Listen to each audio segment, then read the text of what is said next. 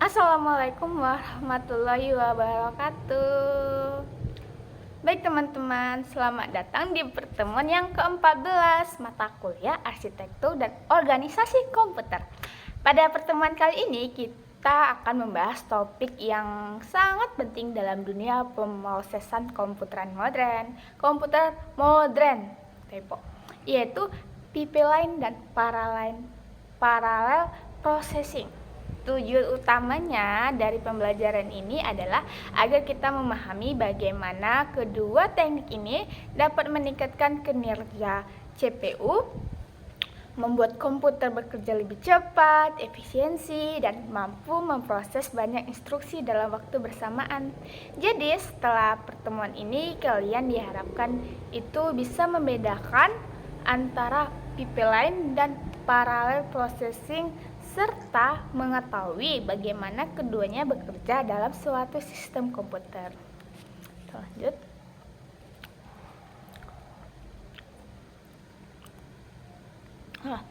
Kita tahu bahwa komputer zaman sekarang dituntut untuk bekerja dengan lebih cepat, lebih efisien, jangan lemot. Bayangkan saja, saat kita membuka banyak aplikasi, mengetik, mendengarkan musik, sambil browsing, semuanya itu bisa berjalan bersamaan tanpa ada hambatan. Nah, untuk mencapai kecepatan dan efisiensi seperti itu, komputer menggunakan dua konsep.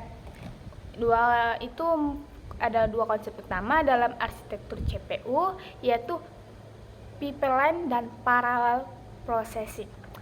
Pipeline bekerja di dalam satu prosesor untuk mempercepat eksekusi instruksi, sedangkan parallel processing bekerja dengan menggunakan lebih dari satu prosesor untuk menyelesaikan banyak tugas sekaligus. Jadi dua konsep ini bisa dibilang tulang punggung dari kecepatan komputer modern. Lanjut. Baik, sekarang kita bahas dulu tentang pipeline. Pipeline adalah teknik pemrosesan instruksi yang dilakukan secara timpang tindih atau overlapping di dalam CPU. Artinya, saat CPU sedang menjalankan instruksi, dia sudah mulai memproses instruksi berikutnya. Jadi tidak menunggu satu instruksi selesai dulu baru memulai yang lain. Ibaratnya seperti ban berjalan di pabrik. Setiap pekerjanya punya tugas masing-masing. Ada yang memotong bahan, ada yang merakit, ada yang mengecat, dan ada yang mengemas. Semua bekerja secara bersamaan pada produk yang berbeda. Begitu juga dalam CPU, setiap tahap pemrosesan instruksi, mulai dari fetch, decode, execute hingga read back, dilakukan secara paralel untuk instruksi yang berbeda. Dengan cara ini, CPU bisa menyelesaikan lebih banyak instruksi dalam waktu yang bersamaan. Pipeline dalam CPU biasanya terdiri dari beberapa tahap utama, yaitu 1. Fetch. CPU mengambil instruksi dari memori. Yang kedua, decode. CPU menafsirkan atau membaca arti instruksi tersebut. Execute atau CPU menjelaskan perintah yang diberikan seperti melakukan operasi aritmatika atau logika. Dan yang terakhir, keempat, read back atau CPU menyimpan hasil operasi ke dalam register atau memori. Nah, keempat tahap ini tidak dijalankan secara bergantian, tapi bersamaan untuk instruksi yang berbeda. Misalnya, saat tahap fetch mengambil instruksi keempat, tahap eksekusi sedang menjalankan instruksi kedua, dan read back sedang menyimpan hasil di instruksi pertama. Inilah disebut dengan proses timpang tindih. Dan ini membuat pipeline sangat efisien. Seperti sistem lain, pipeline juga mempunyai kelebihan dan kekurangannya. Kelebihan itu pertama, pipeline dapat meningkatkan kecepatan eksekusi karena beberapa instruksinya bisa diproses dalam waktu bersamaan. Kedua, pipeline membuat CPU bekerja lebih efisien tanpa waktu tunggu yang lama antara satu instruksi dengan yang lainnya. Tapi pipeline juga mempunyai kelemahan atau kekurangan. Ini sulit diterapkan jika ada instruksi yang saling tergantung.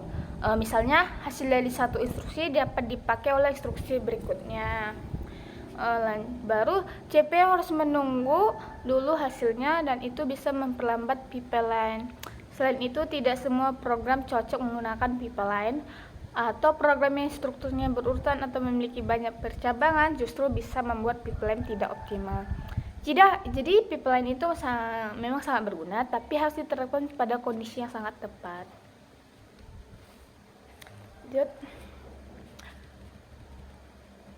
Sekarang kita lanjut ke konsep kedua, itu parallel processing. Kalau pipeline tadi bekerja di dalam satu CPU, maka parallel processing bekerja dengan lebih dari satu prosesor yang menjalankan instruksi secara bersamaan. Jadi bayangkan saja kalau kamu punya 4 prosesor, masing-masing itu bisa mengerjakan bagian tugas yang berbeda dalam waktu yang sama. Contohnya prosesor quad core. Keempat core tersebut bisa memproses 4 instruksi yang berbeda sekaligus. Inilah mengapa komputer dengan banyak core biasanya jauh lebih cepat, terutama saat menjalankan aplikasi yang berat seperti editing video, rendering 3 dimensi, atau game modern.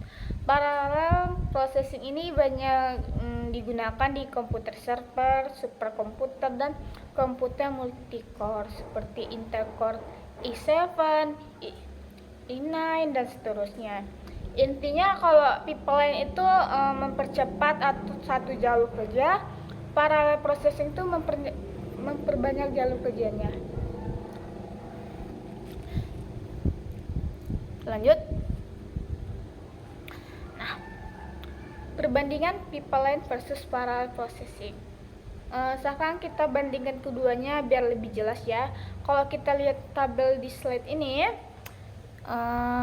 dari jumlah CPU, pipeline hanya menggunakan satu CPU, sedangkan parallel processing memakai lebih dari satu CPU.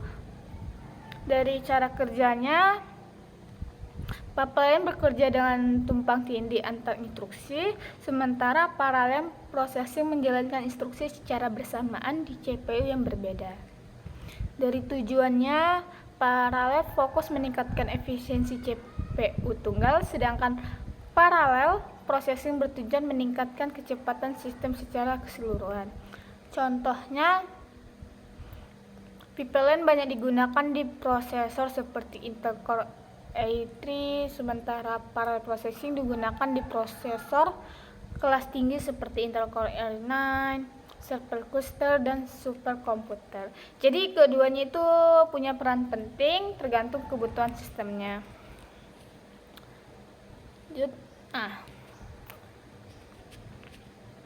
Baik teman-teman, kita sampai di akhir pembahasan pada video ini. Jadi kita bisa simpulkan bahwa pipeline adalah teknik untuk meningkatkan efisiensi kerja satu CPU dengan memproses beberapa tahap instruksi secara tumpang tindih. Sedangkan parallel processing adalah teknik yang menggunakan banyak CPU atau core untuk menjalankan beberapa instruksi sekaligus, sehingga sistem komputer bisa bekerja lebih cepat secara keseluruhannya. Keduanya ini itu merupakan teknologi penting yang digunakan di komputer modern untuk mencapai kecepatan dan efisiensi tinggi. Oke, cukup sampai di sini pertemuan kita pada hari ini. Terima kasih atas perhatiannya, tetap semangat belajarnya. Kalau ada yang kurang mengerti, diulangi saja videonya, catat bagian-bagian penting. Kita akan lanjut ke pertemuan berikutnya pada minggu depan. Sampai jumpa. Saya Akhil. Wassalamualaikum warahmatullahi wabarakatuh.